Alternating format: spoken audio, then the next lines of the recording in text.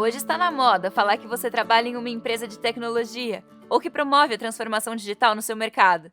Mas é fácil se esquecer que essas revoluções começaram há décadas atrás por aqueles que ousaram desafiar o status quo. Na época em que profissionais com PhD em ciência da computação se tornaram mais cobiçados que os MBAs, a Amazon liderou movimentos tecnológicos, ficando à frente até da Microsoft e da Google. Numa série de tentativas com mais erros que acertos, a Amazon promoveu mudanças fundamentais nas indústrias que atua. Brad Stone escreve sobre a empresa desde sua fundação em 1994. Em seu livro A Loja de Tudo, Brad vai muito além do que apenas uma retrospectiva da emocionante história de disrupção da Amazon. Ele consolida anos de estudo sobre tudo que envolve a colossal criação de Jeff Bezos. Dividimos o livro em 3 aulas. Na primeira aula, andamos pelas ruas de Wall Street até Seattle, viajando no tempo até a era das .com. Hoje, olharemos de perto a disrupção que a Amazon provocou ao se posicionar como uma empresa de tecnologia. Em nossa última parada, vamos dar um passo para trás e observar como a Amazon conquistou o tamanho e a força de mercado que tem hoje. No fim da década de 90, havia uma corrida por espaço na internet. Jeff Bezos não focava no crescimento acelerado apenas por esse ser seu ritmo natural. Essa era uma necessidade para conquistar o novo público que começava a utilizar o comércio eletrônico cada vez mais. Um dos maiores concorrentes da Amazon nessa época era o eBay. Extremamente bem financiado, sua avaliação de mercado era muito superior. O modelo de vendas por leilões trouxe uma nova dinâmica às transações desse tipo, aproximando pequenos comerciantes de potenciais clientes. As operações da empresa também eram mais rentáveis do que as da Amazon. O eBay não tinha custos de envio. Toda a logística era combinada entre comprador e vendedor. Observando o sucesso do rival, Bezos não perdeu tempo. Primeiro tentou comprar o eBay por nada menos que 600 milhões de dólares, mas o negócio não deu certo. Em seguida, Bezos criou o Amazon Auctions para competir nesse mercado. O problema era que o eBay já tinha conquistado o público de pequenos comerciantes e a tentativa então foi um fracasso. Esse foi o primeiro movimento da Amazon para operar como intermediário em vendas online sem ter que lidar com fornecedores. Se as festas de fim de ano de 1998 e 1999 deixaram pilhas de estoque não vendidas para a Amazon, elas foram ainda mais arrasadoras para outras lojas que tentaram iniciar suas próprias operações online. Eram essas dificuldades que levavam Bezos a confirmar as vantagens da Amazon. Os fornecedores tradicionais simplesmente não sabiam operar nesse novo mercado. Assim, a Amazon começou a firmar parcerias com esses fornecedores. A empresa de tecnologia ficava responsável pela venda dos produtos online, cuidando de toda a operação dos sites e logística, enquanto os fornecedores faziam o que sabiam fazer de melhor, definiam o catálogo, ou seja, quais produtos seriam vendidos. Um acordo ganha-ganha. Curiosamente, foram grandes perdas de estoque e um projeto fracassado que pavimentaram o caminho para que a Amazon operasse como uma plataforma de vendas. A tecnologia criada para o Amazon Auctions e os acordos comerciais foram apenas o começo. Aos poucos, eles começaram a permitir que vendedores independentes pudessem abrir suas próprias lojas dentro do site da empresa. Seus clientes agora viam produtos novos e usados lado a lado no site. Assim, em 2000 foi aberto o Marketplace da Amazon. Com o crescimento das vendas, também aumentava a complexidade da organização. A Amazon expandia cada vez mais a variedade de produtos, e o sistema de logística projetado por ex-funcionários do Walmart já não atendia mais às necessidades da empresa. O maquinário dos centros de distribuição era mais adequado para lidar com outro tipo de demanda. Uma rede de hipermercados trabalha em grandes ondas de envio, agrupando muitos itens do mesmo tipo, enquanto na Amazon era preciso empacotar um livro junto de um brinquedo e uma caixa de ferramentas e ainda enviar uma infinidade desses pequenos pedidos. O resultado era que o sistema simplesmente não sabia como lidar com essas demandas, virando um gargalo na operação. Nesse momento, Bezos se perguntou: a logística era uma competência central para o sucesso da empresa? A resposta era um grande sim. Portanto, Bezos precisava investir nessa competência para conquistar o sonho da loja de tudo. Para isso, ele contratou Jeff Wilke. O novo VP da cadeia de suprimentos trouxe consigo uma nova filosofia, adquirida em sua experiência profissional. Wilke começou a aplicar Seis Sigma e os conceitos de produção enxuta para otimizar os processos nos centros de distribuição, agora rebatizados de Centros de Atendimento de Pedidos. O gerenciamento dessas unidades foi levado a novos patamares. Cada gerente se reportaria reportaria diretamente a ele, e cada processo seria revisto. Com o tempo, uma maior disciplina foi imposta nas operações e o número de erros foi reduzido. Para reestruturar os sistemas que controlavam a logística da empresa, Wilk contratou cientistas e engenheiros. O resultado foi uma completa remodelagem dos softwares que controlavam esses processos. O maquinário foi substituído por um conjunto de algoritmos que calculavam cada movimento para que o trabalho fosse executado diretamente pelas pessoas na operação. O resultado foi um processo que levava em conta desde cada passo dado para encontrar um produto específico em uma prateleira, otimizando essas rotas, até o tamanho de caixas de papelão e a combinação perfeita dos itens no pacote para envio. Agora, os centros de atendimento de pedidos se pareciam mais com uma linha de montagem, seguindo os modelos operacionais concebidos na Toyota. O tempo entre o clique de compra até o despacho em um caminhão foi reduzido de 3 dias para 4 horas.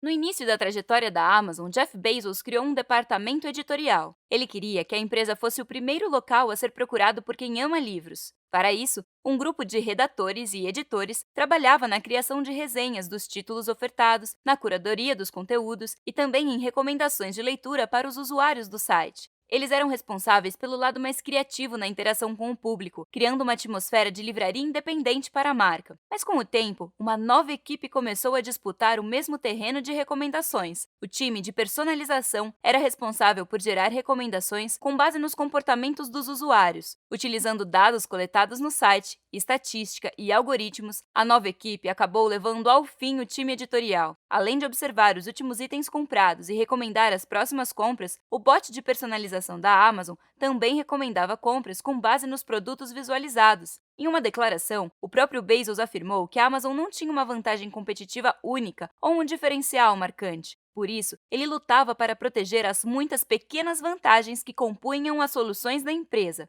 Uma das mais conhecidas é a compra com um clique, que teve a sua patente concedida em 1999. Uma funcionalidade idealizada pelo próprio Bezos e colocada no site foi a revisão de livros feita pelos clientes. Bezos insistia que essa avaliação era muito mais importante que as feitas por críticos literários. Hoje, esse é um padrão em todo o e-commerce. O ranking de vendas da Amazon foi concebido para incentivar as editoras a acompanharem seus produtos. O resultado foram autores obcecados pela performance de suas vendas. E para quem queria aumentar suas vendas, o marketing cooperativo foi uma grande fonte de receita para a Amazon. Essa é a modalidade na qual o vendedor de um produto paga para que o seu anúncio apareça acima dos demais. Mesmo antes da Google criar seu mecanismo de buscas em livros, a Amazon criou o Search Inside the Book, onde os visitantes do site podiam folhear os livros como se estivessem dentro de uma livraria convencional.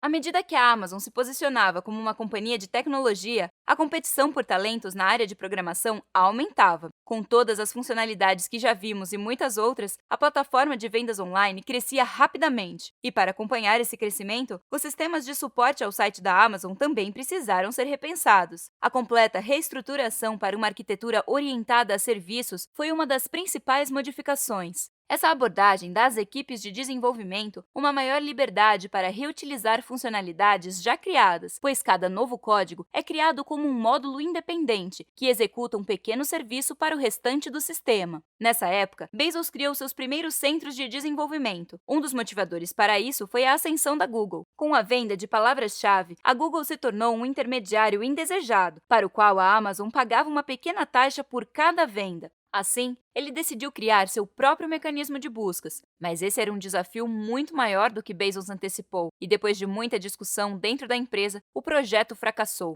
Outra iniciativa foi mais bem-sucedida. A Amazon foi a primeira a criar um serviço de crowdsourcing, que consiste na contratação de pessoas para processar ou revisar trabalhos feitos por sistemas. Por exemplo, a empresa utilizava esse serviço para buscar comentários ofensivos nas revisões de produtos e revisar as digitalizações dos livros para o Search Inside the Book. Com tantas funcionalidades sendo criadas, os times encontraram mais uma pedra no caminho: testar suas invenções. Como todos compartilhavam os mesmos servidores, precisavam batalhar entre si para utilizar os recursos computacionais e validar seus desenvolvimentos. E Bezos, sempre conservador em seus gastos, não estava disposto a multiplicar seus custos de infraestrutura. Foi então que duas iniciativas paralelas surgiram para alocar estes recursos de forma mais inteligente e flexível: o EC2, ou Elastic Compute Cloud, um programa que podia alocar a capacidade de processamento dos servidores a depender da demanda exigida por uma aplicação, e o S3, ou Simple Storage Service, um módulo responsável por organizar os sistemas de arquivos, separando espaços nos servidores para hospedar essas aplicações. A Microsoft e a Google só iriam entrar neste ramo anos depois, quando a Amazon já possuía uma boa parte do mercado de serviços de computação em nuvem. Steve Jobs foi um dos símbolos da revolução do computador pessoal nas décadas de 70 e 80. Para Jeff Bezos não era diferente. O empreendedor era profundamente admirado pelo próprio Bezos, mesmo que muitas vezes suas empresas fossem competidoras. Esse foi o caso da revolução na indústria musical promovida pelo fundador da Apple. Jobs era apaixonado por música, respirava este tema em seu dia a dia. Foi então que, em 2001, introduziu o iPod ao mercado e iniciou um caminho sem volta.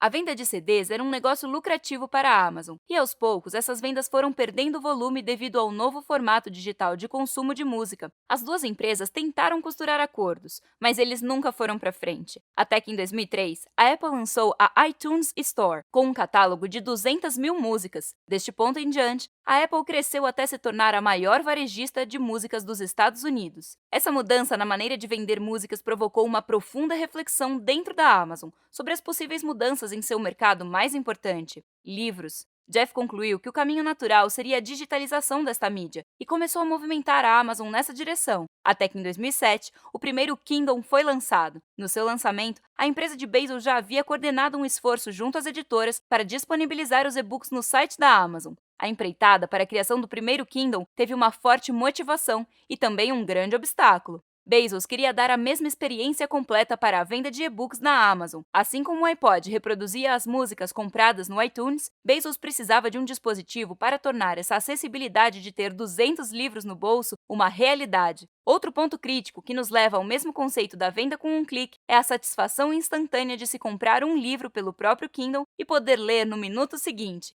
Nada de downloads pelo PC e cabos USB. Por outro lado, o desenvolvimento de hardware é um investimento caro e demorado, e na época, esse know-how era completamente alheio à Amazon. O primeiro desafio foi a tela. A E-Ink terminava o desenvolvimento de uma nova tecnologia de telas que permitia uma leitura confortável como um livro. Outra parte importante era a incorporação de um elemento wireless que se conectaria à rede 3G gratuita para o uso do Kindle. Seja atuando na venda de livros ou até na construção de infraestruturas inteiras de servidores, as tecnologias da Amazon mudaram como os mercados operam. Na aula anterior, estudamos a estratégia por trás do surgimento da empresa. Hoje, olhamos para como ela foi capaz de inovar para superar os próprios desafios, lidar com seus fracassos e revolucionar mercados. Na terceira aula, vamos examinar esses movimentos sob uma lupa mercadológica e rever as estratégias comerciais que apoiaram essas disrupções. Nos vemos na próxima aula. Bons estudos!